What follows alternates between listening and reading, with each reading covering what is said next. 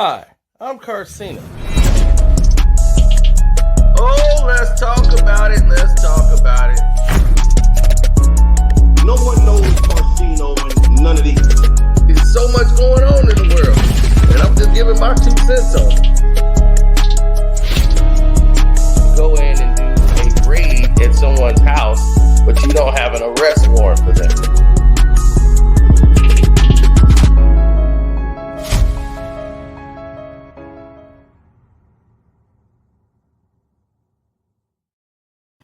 Whoa, what's up? This is an early preview, so the Patreons, you'll get this first before everybody else in the world. But Diddy has went in for a new judge. All right. We want to say thank everybody who's going to be watching this later on YouTube. Want to say thank you guys for joining the channel and making it what it is. Don't forget to donate to the Cash App, which is Carcino. My Patreon is Carcino for Life.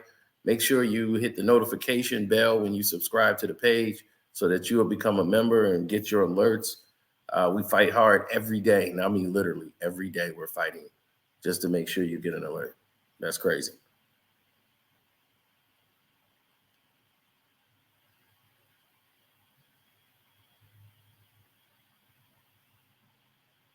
So on that note, let's begin. Now, Diddy, as I said before in the past, and anybody who's ever paid attention to me, Sean Puffy Combs, well, he got a new judge. Here's the notice of appeal that took place on the 30th when he made this plea for an appeal right here. The number is there. The certified docket for U.S. Court of Appeals is there. The appeal record sent it to the USCA, indicating that they wanted to appeal to be filed by Sean Combs, and it was transmitted to the U.S. Courts of Appeals. Notice of attorney appearance, Anthony L. Rico appearing as Sean Combs. All of these things were retained as far as to a case to Sean Combs is being reassigned. The judge was Aram Subramanian, and Judge Andrew L. Carter Jr. is no longer being assigned to this case as far as 10/3/2024. Now, how big and huge is that? That Diddy is not going to have anyone deciding this case around him. How outstanding this is. He's going to have a judge that's in place that you've never really heard of in your life. This guy is going to decide if Diddy is going to win an appeal or be out on bail, which I don't know why he isn't out on bail anyway, but, that's beside the point.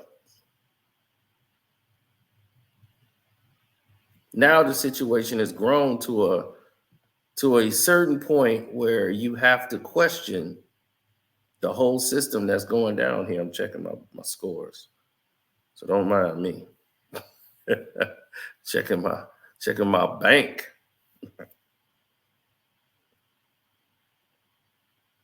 But when the rabbit has the gun, it's a little bit different. Now, let's get into who this judge really is. He is the first Indian man to ever be a judge in the New York, Southern District of New York. This man has done some great things in the community for Indian people. And how did he get his votes?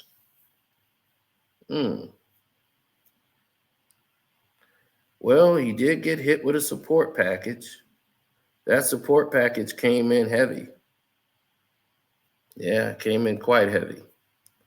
And that support package that came in made it quite easier for him to breathe.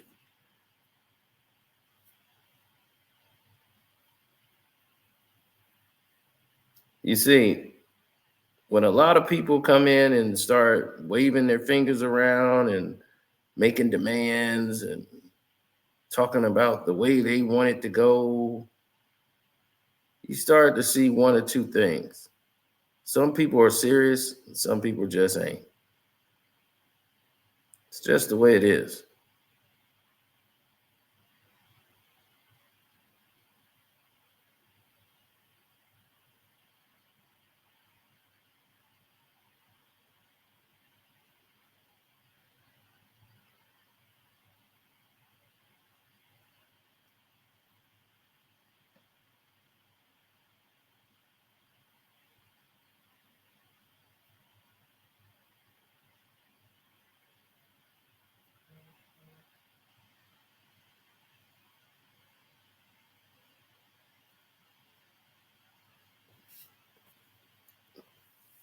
Now, sorry about that. I got another call come through.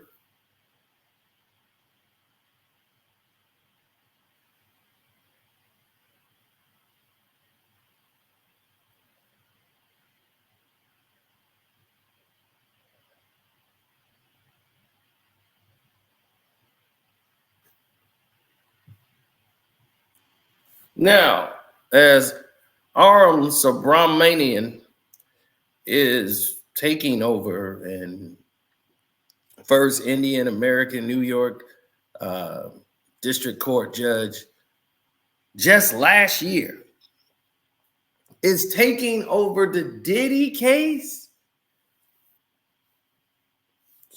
It gives off a lot of flags. Now, you might be asking yourself a question that a lot of people are asking. How, why is this important? Why are we wasting our time? Why is this so important, people? It's because with all this media attention going against Diddy and all of these things that's going on, you appoint and get a judge changed after 2 new lawyers was added to the case for Diddy. Motion to switch judges was placed. Now, you got a judge who you could possibly work with. He's new. But this judge is more for the realm of entertainment. What do I mean by entertainment, you say? What does that even mean, Sino? The realm of entertainment. What does that mean? Well, it means this. When you get in the water and the water's bubbling hot, right? You know to jump out. But you know eventually that water, if it sits, it's going to cool down due to the temperature around it.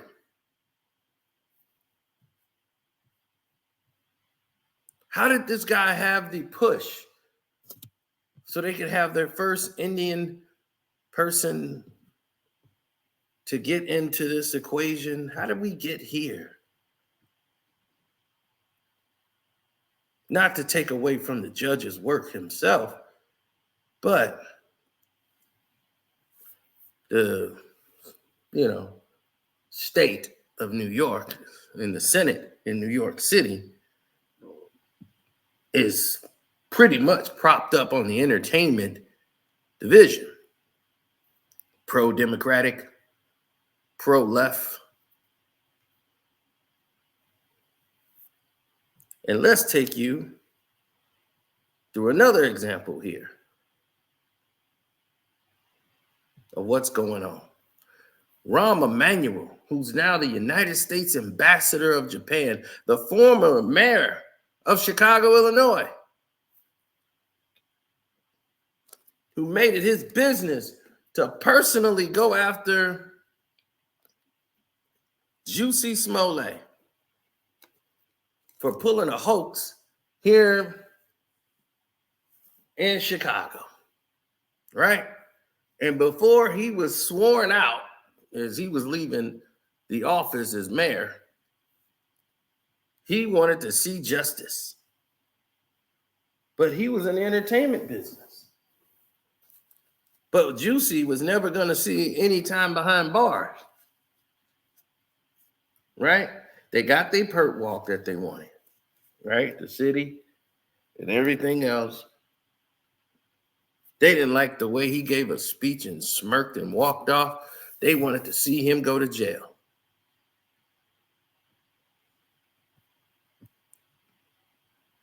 Why is that? Because they know what I know. They know that they control that whole game. And what they did in that whole game, in that frame of time, with everything that they were doing over there, Rah Emanuel, who was the face of the William Morris Agency, who now runs Endeavor, which owns the UFC and WWE.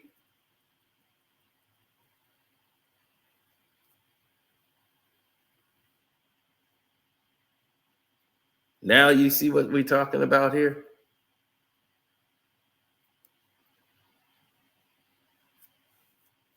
Now,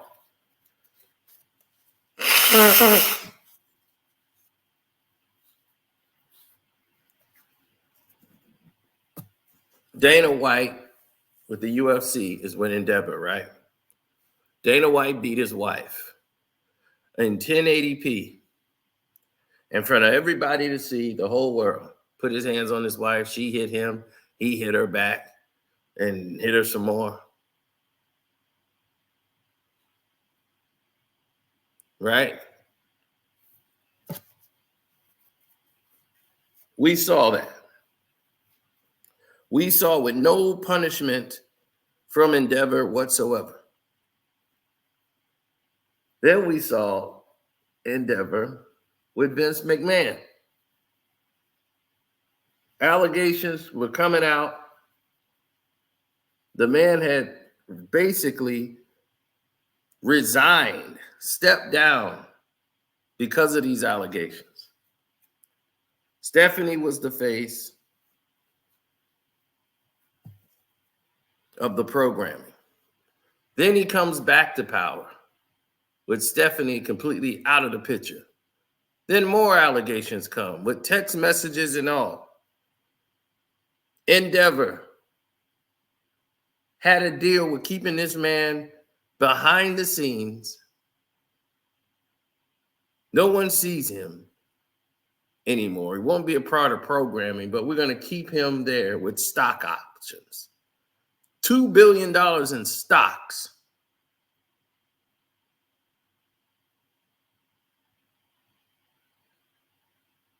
Then this latest thing, they had to cut all ties with him altogether because it was just too massive of information and everything coming out against him. So they let him keep his stock options and everything. The man never went behind bars, never been arrested, never been anything. No perk walks, nothing. They're still working and building a case against this man.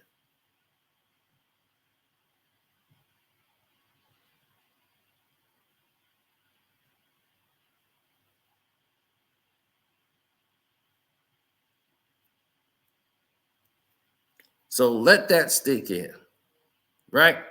That's Endeavor. That's Rah Emanuel, who's all the way on the right. And that's the brother of Rah Emanuel, whose best friend is Barack Obama, Barack took him in Chicago to the White House. He sent Rah Emanuel to run for office here when Daley was getting ready to retire. Rah Emanuel never wanted to be the mayor of Chicago. It was an assignment given to him by Barack Obama. Now he's back working for the White House. The United States ambassador for Japan for being a good soldier. They needed someone to go. They couldn't have the mayor be a Republican in Chicago. They just couldn't have that. Now, what does this have to do? They pulled all the strings in New York to help get the first super young, wet behind the ears, Aram Subramanian, an Indian American, to be in the New York District Court to be the judge. And his first big case is Diddy, an entertainment lawyer, basically. I mean, an entertainment judge with ties to people in entertainment. And he said, oh, just because he's Indian, they might not be the same type of Indian. People, my Patreons. Before I put this on YouTube, we will go ahead and explain what happens here in the city of New York. The Indian community love to support their own and build what they call money trees, right? That we call. And build these programs where this guy actually thanked the mayor, like Rah Emanuel, and he thanked, Barack Obama and people of this nation. He knows he's not someone that's alien to who Rah Emanuel really is. He was more than just the mayor of Chicago. There's a lot of other players in this game as well. Now, let's take a look at this. What's behind the rabbit hole once again? So this is what's developing yet again. You remember Kal Penn from Harold and Kumar? Barack Obama personally took this guy into the White House. And it was only revealed a few years ago, he came out with his sexuality, that he's gay and he's going to marry his partner, Josh, who he's been engaged to and been dating for 11 years. And no one knew his secret relationships. But he is one of the other persons as well as a special personal liaison of the White House and having that job. And people was like, what is Kal Penn from Harold and Kumar doing at that job? It's like people didn't realize that he was actually a smart human being and was good with relations with his people, even though he does not use his last name, which is Modi. I know a lot of the Modi people.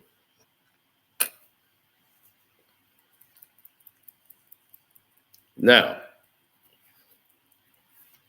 as we start to look at big picture here, and as we start moving forward, and this whole race of Galavan of what we need to do to transcend and move forward, a lot of us are not exceptionally well in this world of simile of friends in the business.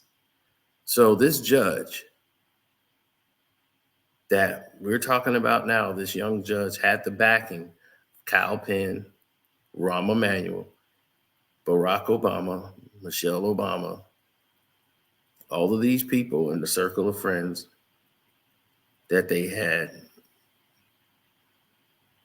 Rah Emanuel, are you kidding me? Those are the most powerful people in the industry. And then this guy just gets his first big case, which is the Diddy case. They switched this guy. I'm very interested to see how this plays out.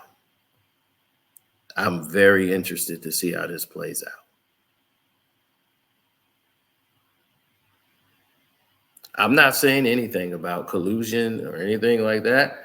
I just put the cards on the table. And now I just want to see how they get played out in front of all of our eyes. But don't say I ain't tell y'all nothing. All right, Patreons, I'm out of here. Love, peace, and hair grease. Shout us out to Kwame Brown, Bus Life, Ticket TV, The Dreamers Pro. Don't forget, if you're on YouTube and watching this, You're late because the Patreon had it first.